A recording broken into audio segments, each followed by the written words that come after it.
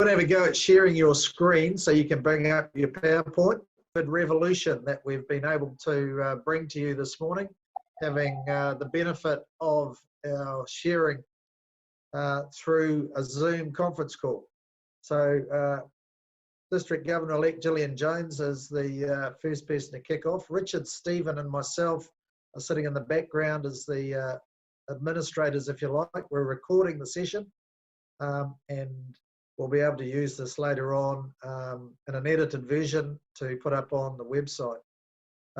You can ask a question with your chat ability, which is on the bottom of your screen. If you click on that, you can nominate everyone to see your question, and then at the end, if Gillian's got time, that can be one form of questions that we can put to Gillian. Otherwise, there might be enough time to do a Q&A person to person with Gillian. So Gillian, the floor is yours. Congratulations. Welcome to looking forward to 2021 in District 9940.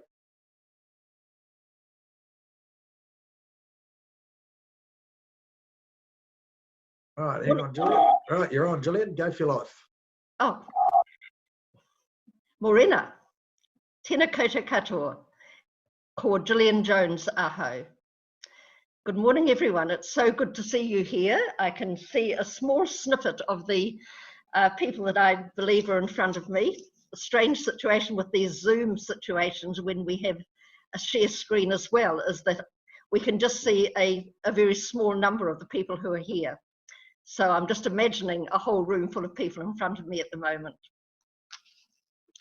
So welcome, and welcome to the first of the District Assembly sessions.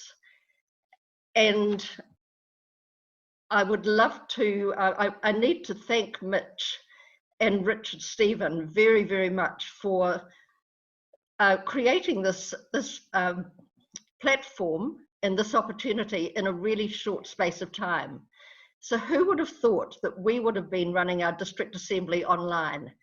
2 months ago, if someone had said this is what you're going to be doing, I think we would have thought that's not going to happen. But here we are, and it's happening. And Mitch and Richard have been tireless in the way in which they've put this together. So I'm very appreciative. Thank you.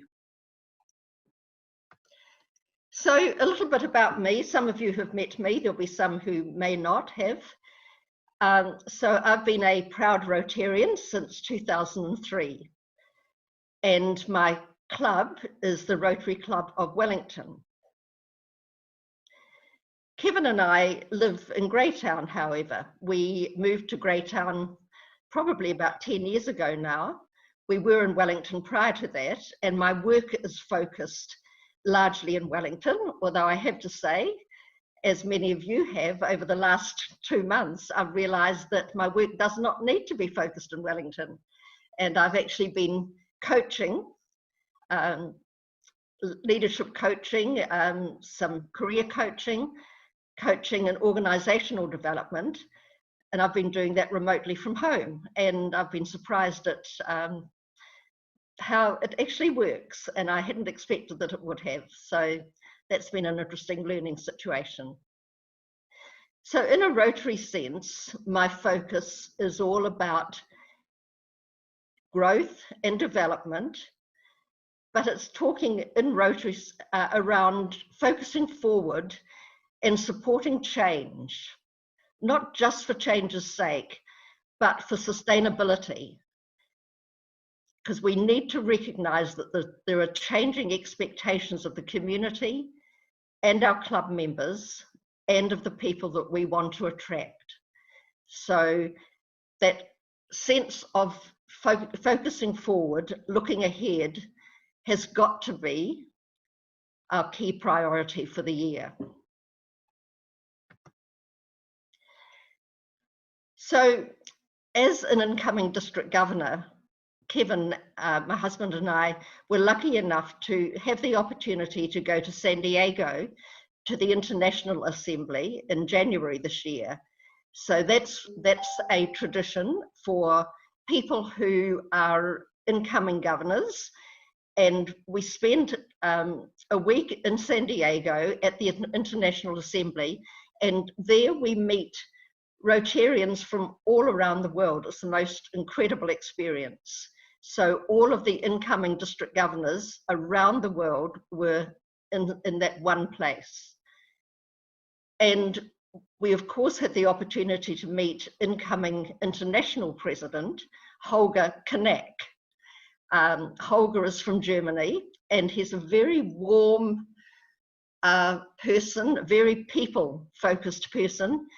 It seems to me he's always smiling. He's just a very personable guy. And his key messages reflect flexibility and innovation. He is very keen that clubs become as flexible as they need to in order to be able to operate in a way that people want to remain in the club, and it attracts new members as well.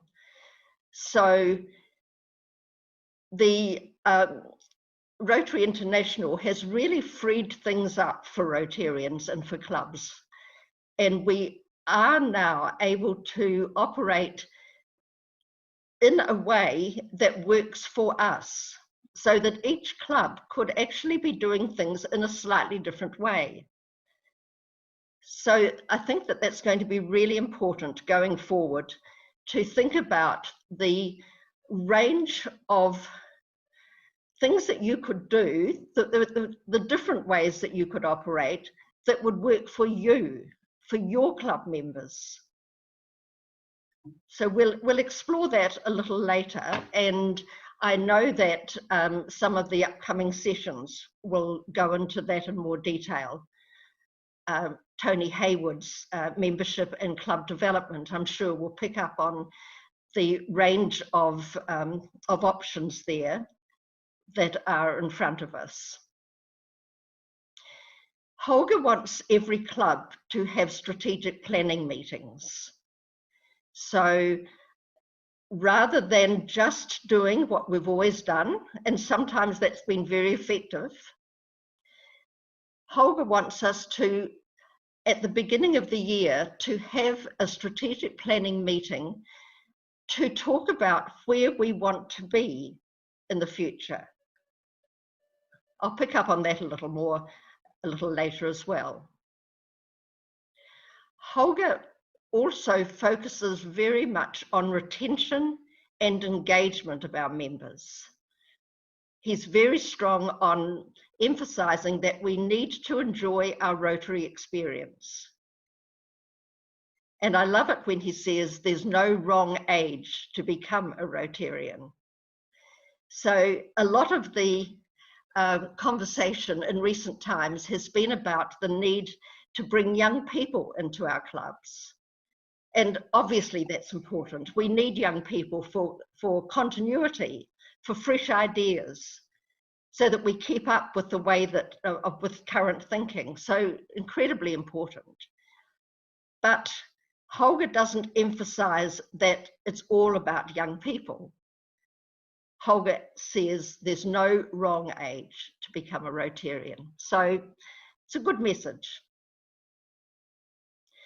And Holger also emphasized the importance of continuing our efforts to end polio. We haven't finished that yet. And we need to fulfill the promise that we've made to the children of this world. So Holger is very focused on the need for clubs to not lose sight of the end goal in polio. So I'm thinking now that Holger must be pinching himself. He must be amazed at the opportunities ahead, because he wants clubs to have the courage to do things differently and flexibly, so that we can make Rotary more relevant and accessible and attractive to current members and new members, and connecting with our communities. And it's happening. this COVID situation that we have that has happened to us has actually created the opportunity for us to build on now.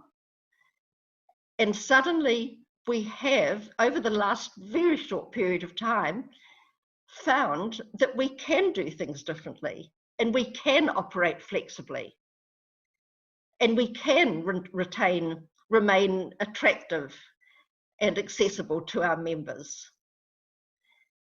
And I believe we also, over the last few months, last few weeks, have potentially attracted new members.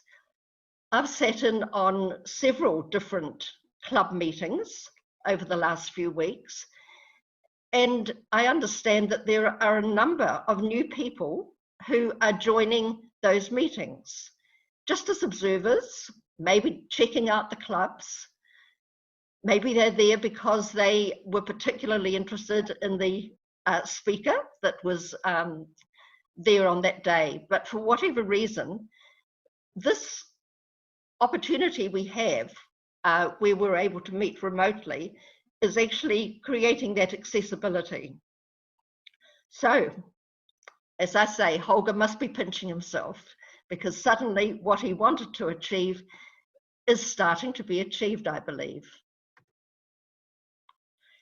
So my personal vision, I see a district of connected, committed, and engaged Rotarians contributing positively to the vibrancy of their clubs and visible and active in their communities.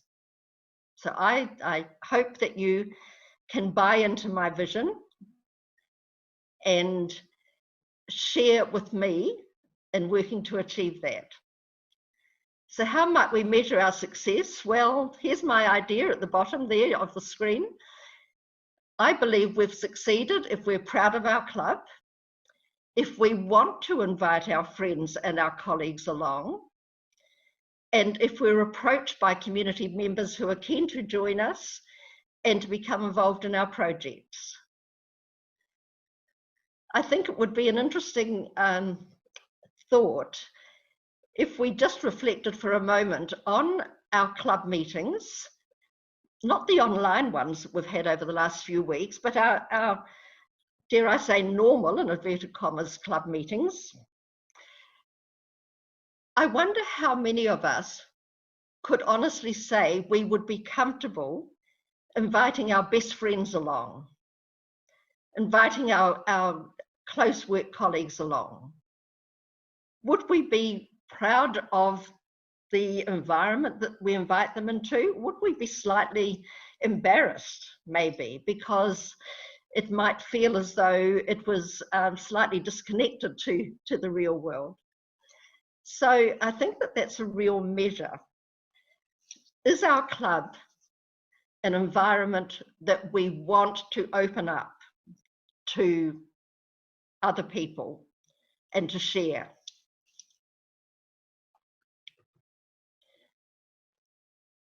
So, my personal focus during this year, let's celebrate our centennial year proudly and future-proof our heritage. So 100 years in New Zealand, we've got so much to be proud of. We have achieved so many amazing things during that time. We need to future-proof that by retaining our relevance so that we move forward and look forward to that next 100 years. So, as you know, there are a number of centennial projects, and there will be a session on those in more detail later. There are some international ones that we're focused on, clearly polio, although it's not specifically a centennial project. Our international one is the Rotary Give Every Child a Future project, which is an amazing project shared by Australia and New Zealand and the islands. And then we have national projects. We've got Mana Tangata, our history book. We've got planting 1 million trees. And then we have, coming closer to home in our own district, we have the Wellington Children's Hospital project. And we are committed to all of these projects, and we really want to achieve what we have promised in these areas. So we all need to focus on these. And I would love it if every club had its own centennial project within its own community, so that the community will know that we will be visible to our community, and the community will know who we are, and we can tell our Rotary story. So my focus is to encourage you to be bold and be prepared to disrupt. I believe we can no longer continue to do the things the way we have. Let's keep what we should and change what we must. Let's collaborate for everyone's benefit within clubs, clusters, district committees, all supporting and learning from each other. So I am starting to look at my district committees, and as an example of collaboration, I recently, a couple of weeks ago, I met with the chairs of each of the youth committees. So we have, as you know, some amazing youth programs, and they have been very ably run, and they continue to be very ably run by people who are committed and passionate about what they do. I'm talking about Rotary Youth Exchange, for example, and RIPEN and RILA, and our other really important youth projects. But what I found was a lot of those programs are running very effectively and independently. And I believe that they can work even more effectively if they collaborate with each other. And so I brought the youth leaders together a couple of weeks ago, and I was delighted that they were prepared to explore ways that they can collaborate, talk to each other, support each other, while focusing on their own programs. So just an example of the collaboration I'm very keen to see happening across the district.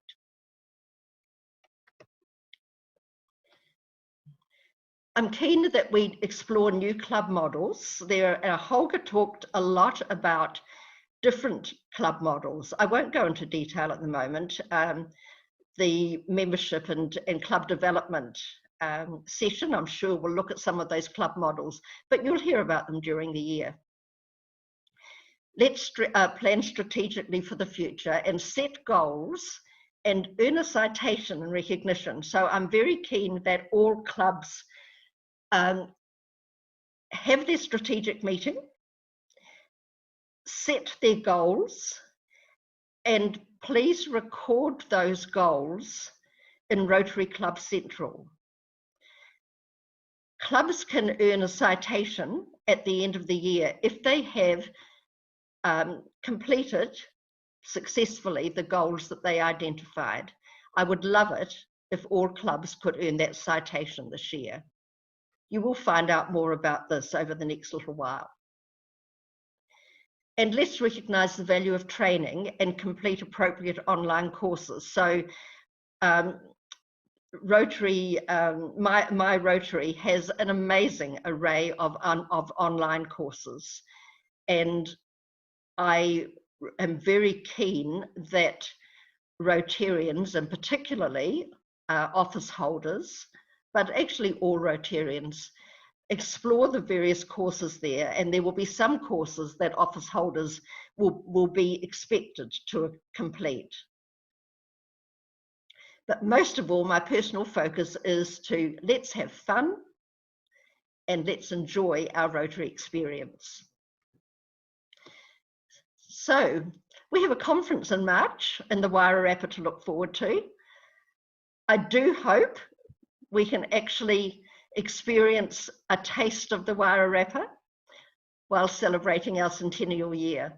Who knows in this very strange world we live in at the moment, whether it will be able to be a physical conference or not. But worst case scenario, dare I say it, would be I would definitely be having a conference, and it will be a virtual one if necessary. It would be a shame if we couldn't experience a taste of the Wairarapa, however. So I hope that you're all keen to join me at our conference in March. So the silver lining of COVID, the world has changed, and actually we've changed too. And I'm sure if you each reflect on the changes that you have experienced personally over the last few weeks, you'll acknowledge that we have changed. And change is meant to be hard, isn't it? We often resist change, but actually, within a really short space of time, we've become flexible, innovative, creative in the way in which we've kept our clubs together. And my sense is that we've actually become stronger than ever. I don't know how you feel about that, what your experience has been in your own clubs, but the clubs that I've been talking to and have heard about have embraced this new world, and they have been determined to communicate, to keep in touch, and to remain active as clubs, and in really interesting, innovative ways. Service projects have immediately responded to some particular community needs as well. So let's build on what we've gained. And I'm sure you've heard often over the last few weeks Churchill's words quoted, let's not waste a good crisis. So as we consider life beyond COVID, which direction is your club going to take? We're at a crossroads. We've experienced over the last few weeks a different way of doing things. Maybe over the next reasonably short period of time, we may have the option of face-to-face meetings again. So which direction is your club going to take when you get back together again? Are you going to make changes? Are you going to become more flexible? Think about ways that will work for all of your members. Or are you going to fall back into the ways that you used to follow?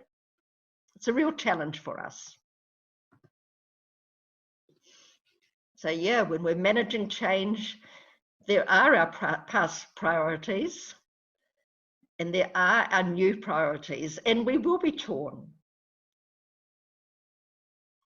Which direction are you going to face in?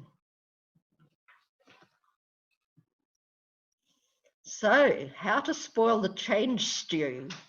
Whoops, I forgot the purpose.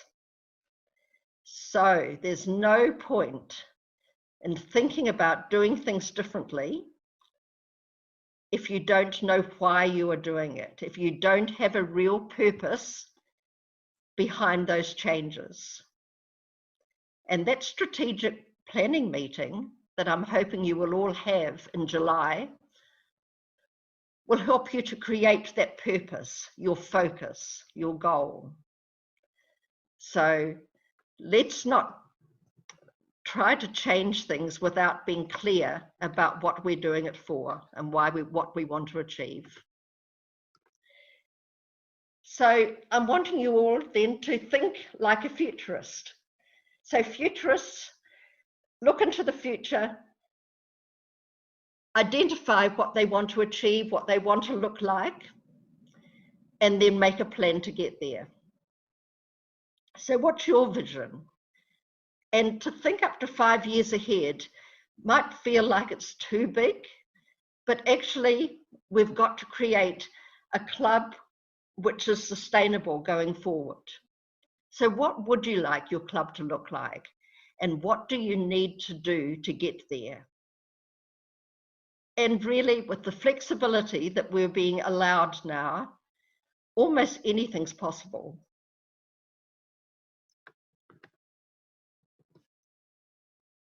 So it's time for sustained change. Let's build on what we've gained, what we've experienced over the last few months. And it's going to be important that we're agile and responsive. We can do this. So I'd like to just spend a short time exploring the nature of change and transition. So change, when we talk about change, change is actually an event. It's a thing that happens. And transition is the psychological process, the emotional process that we each go through in order to achieve that change.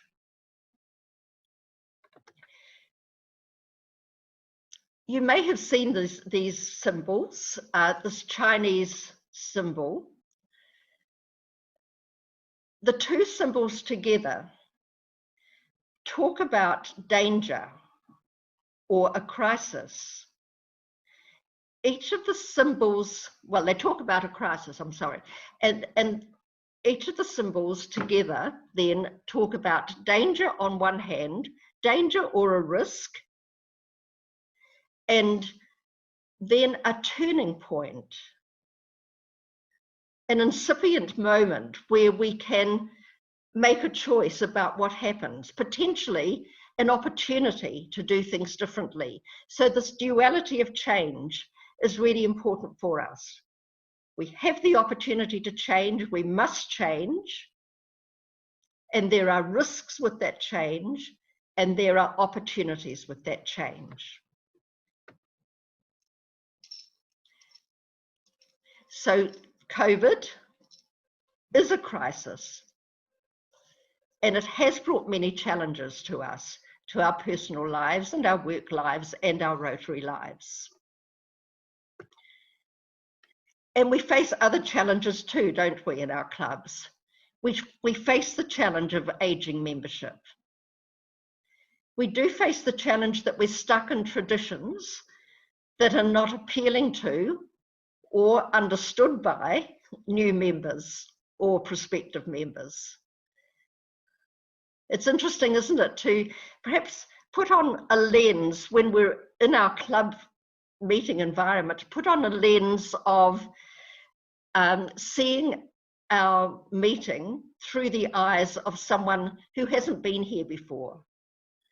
I wonder what they think of some of our traditions. I'm certainly not suggesting that all traditions need to be thrown out. Many of them are there for very good reason. But I do think this is time to question whether some of the things that we do really need to be done in order to make us an attractive organisation going forward. In many respects, our culture is tired. And in some cases, our projects haven't been revitalised for many years, and they may no longer be relevant. I know that some clubs have projects which they have been working on year after year, and some of those remain entirely relevant. And they are very successful within the community. But it's worthwhile looking at our projects and just thinking, evaluating, are these still serving our community? Or are we just doing it because it's what we do in our club? Another challenge, I believe, is that the same people have held the same roles for years in some cases. And that discourages leadership development. And we do pride ourselves in Rotary on developing new leaders. But are we actually demonstrating that in our clubs? And there will be other challenges too that we could identify. So what's the impact of these challenges? Are they indeed risks, or are they in fact opportunities? I quite like the quote there. One reason that people resist change is because they focus on what they have to give up rather than what they have to gain. Let's focus on what we have to gain. So some of you may be familiar with this transition curve. It's actually the grief cycle as well. So in terms of the transition which we have in front of us, I would like to explore the impact of this on our Rotary lives. So on the left-hand side, we have the status quo. We have Rotary the way it was. Let's use the COVID situation, the COVID example. So the status quo was the way that our clubs were pre-COVID. And then COVID happened, change happened. And I'm sure for a lot of us, it caused enormous shock. It caused fear. There was likely to be anger. There was a denial, surely this can't be happening. What's going to happen to our Rotary world? Of course, you can extrapolate all of this into your personal life, into your work life too. So the status quo was disrupted.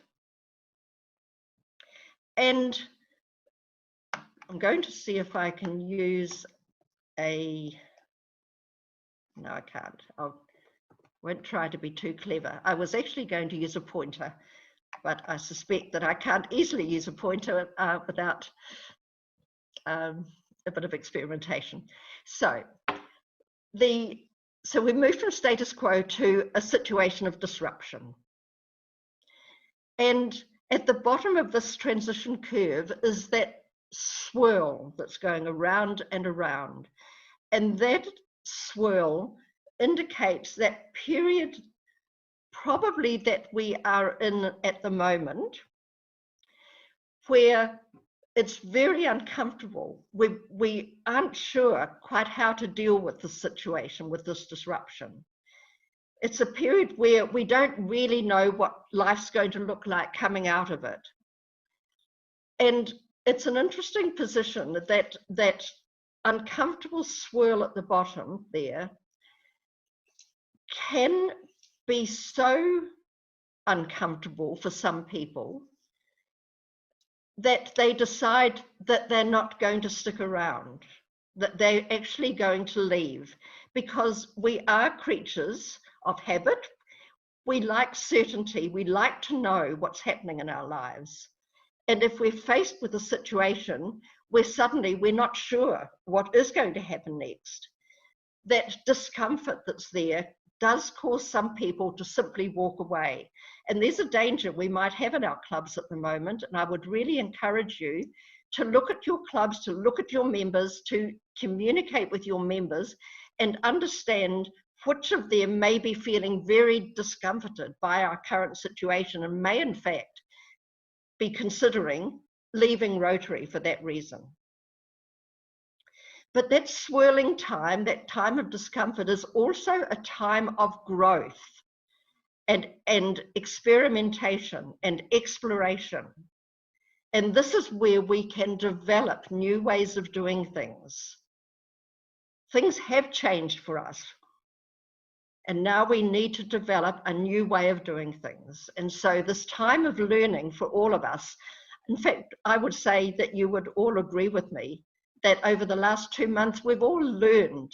We've been put in a situation where we've had to learn new things, new ways of doing things. Look at us here today, or meeting via Zoom. I'm sure that's a new experience for some people. And so gradually then we come out the other side. We start to accept the new world. We start to have hope, enthusiasm for a new way of doing things. We become committed to that new beginning. And so this is where your strategic planning meeting in July is going to be incredibly important, to identify what your new beginning looks like so that you rebuild and we come out a stronger Rotary environment because of it. So it's important for you to think about how that translates to your club. It is all about communication. I wonder where on that transition curve you saw yourself at the moment. If I just go back to it momentarily. Are you still in shock, denial, fear about the future of Rotary in your club? Or are you, in fact, learning new ways of doing things, becoming excited about the new way that it could look? And I wonder where most of your members might be. What about your incoming president and board? That's actually going to be key, isn't it?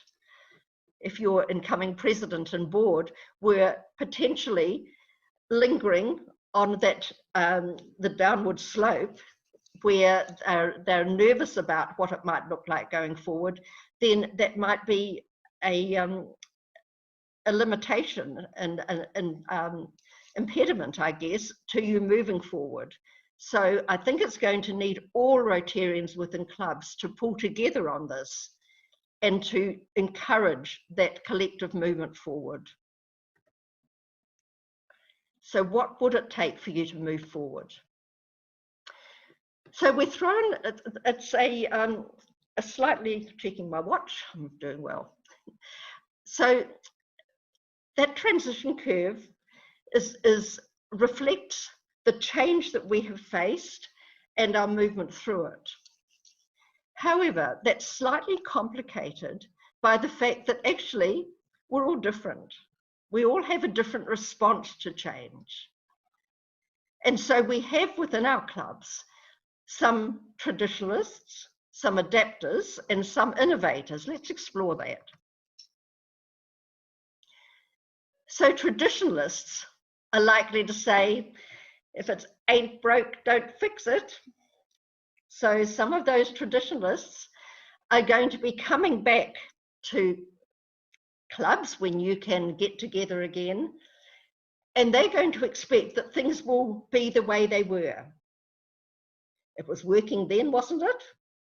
Let's not change. Why should we change things? So traditionalists can hold a forward movement back.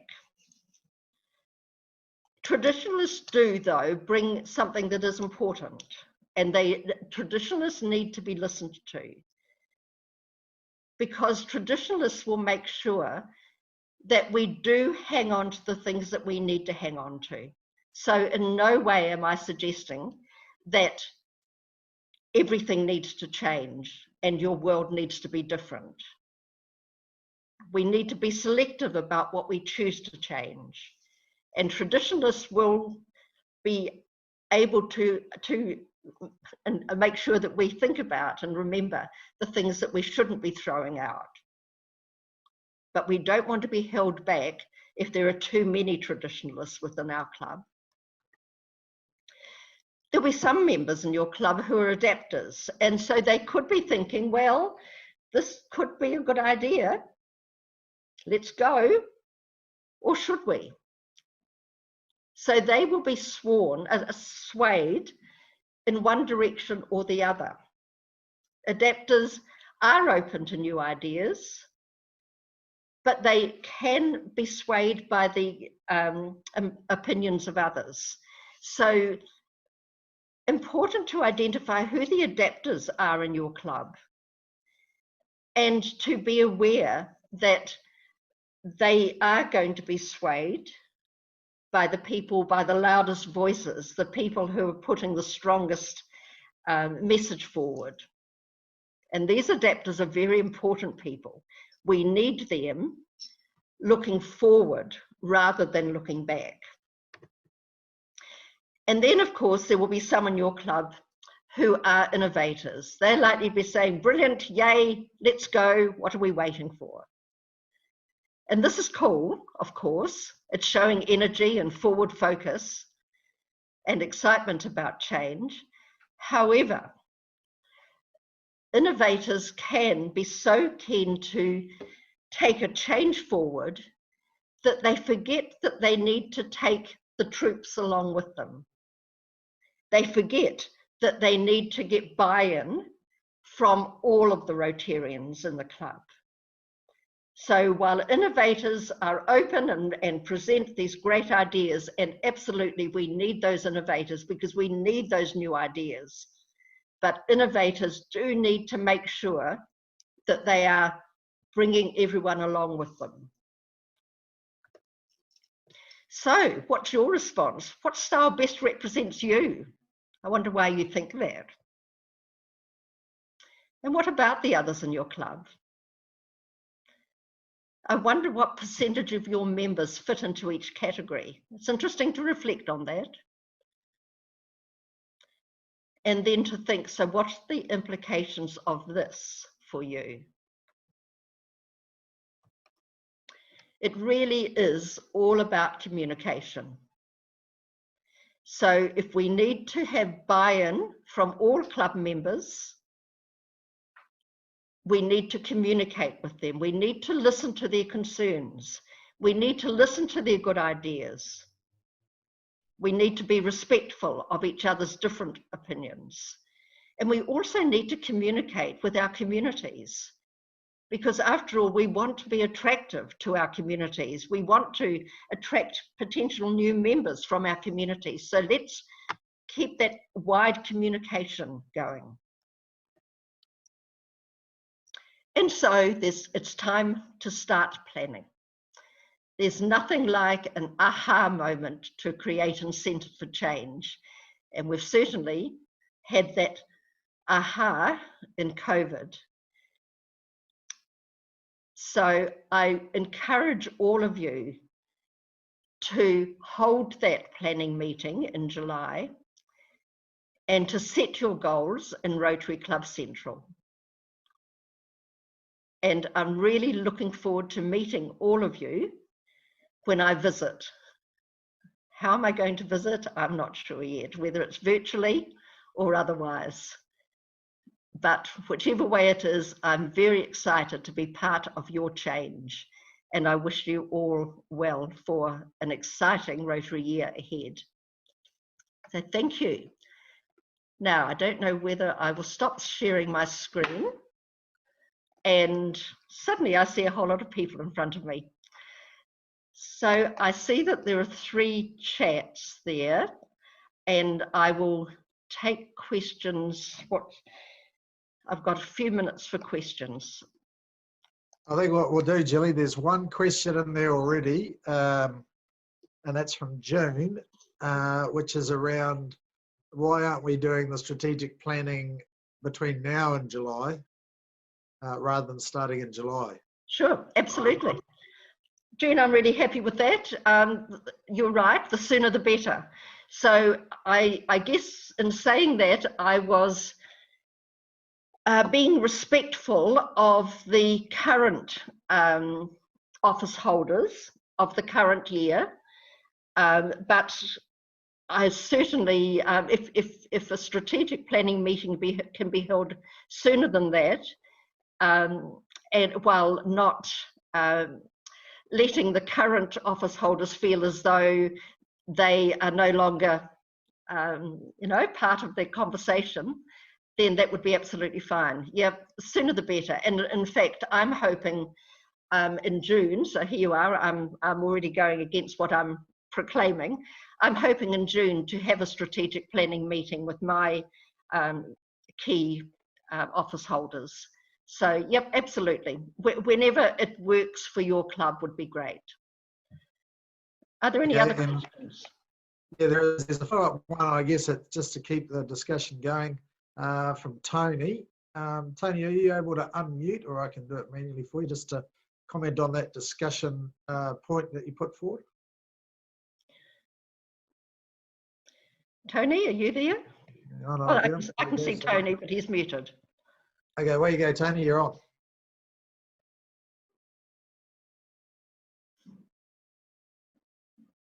Hang on, we'll just give him one more blast on the technology. No, we've lost him. He's dropped off the system. I can see Tony. Okay. Yeah, no, it's Tony's iPad. Let's see if we can. Is that going to work, Tony? Are you there? Not going to work. He's shaking his head. what was his question? Yeah. Many incoming presidents. It's more, yeah, that's it. Can I read out Tony's question? Yep, go for it. Many incoming presidents-elect are meeting and planning with their new boards to plan for the year ahead. The trick then is to communicate well within the club so club members know where the club is going. Absolutely, Tony, totally agree. So that's really reinforcing what I was saying. Communication is key. Thank you. Kay, did you have a question? No? All good. Okay.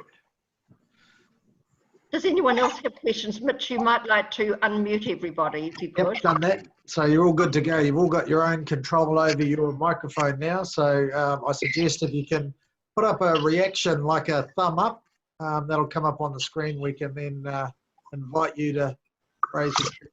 Otherwise, you'll only scramble. I see a question from Mike. Yep. You mentioned clubs working in collaboration with other clubs and districts. Can you give some ideas on how we could achieve this or what we could do? It's a good question, Mike. And so there's quite a lot of background noise now with perhaps people could keep their mic. Thank you. Gillian Jones. Yeah. So and she's the new district governor. So she's actually Wellington. Can't remember. That's living in Wellington. And so right. Okay. I think there's some side conversations going on here. Hang on, Gillian, I'll mute everyone and I'll control them again because it's a bit noisy. Stand by. Okay. And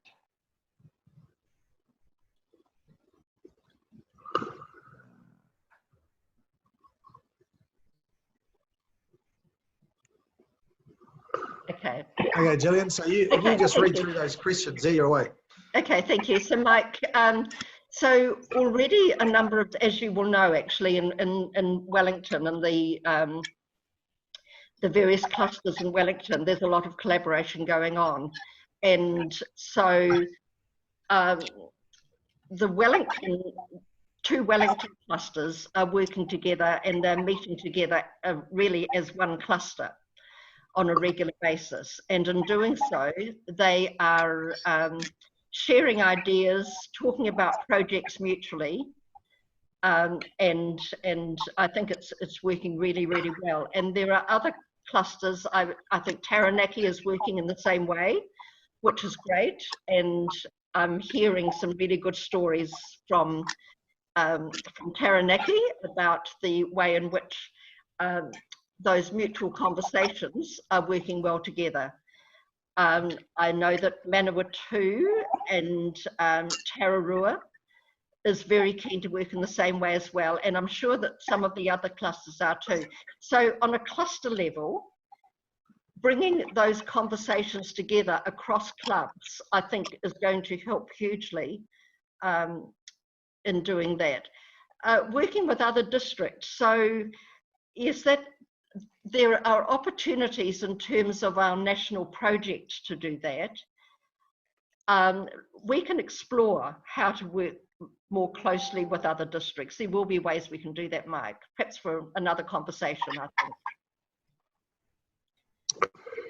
think. Yes, any there's a couple of points here, Gilly, about strategic planning as well. One there from David Shackleton, just relating to the fact in my Rotary there's some good documentation with templates for clubs to use. Absolutely there is, yes. Thank you. Thanks, David, for pointing that out. I actually received from one of my peers in Australia a strategic planning guide that he is using with his district. And I rather liked it. It's got a slightly different flavour from our one. So I'm not able to, I'm going to have to type it up and create a new document, which might take a wee while. But I thought that I'd like to share that with you as well, to be honest. I think that that could be an interesting way of looking at things too. But as David says, in my Rotary, there is a very useful guide there that can be used. Thank you. Michelle's commenting that Hut Cluster is working very hard to bring the 7 clubs to work collaboratively. And she comments too that the youth committee is a leading example of youth chairs working to a common goal. So it's working very well, Michelle, already, isn't it? And I'm delighted with the way that's looking. So I'm keen to look at the other district committees and find ways to encourage them to work collaboratively too. I think that if we can all support each other, all share our message to clubs, but share other messages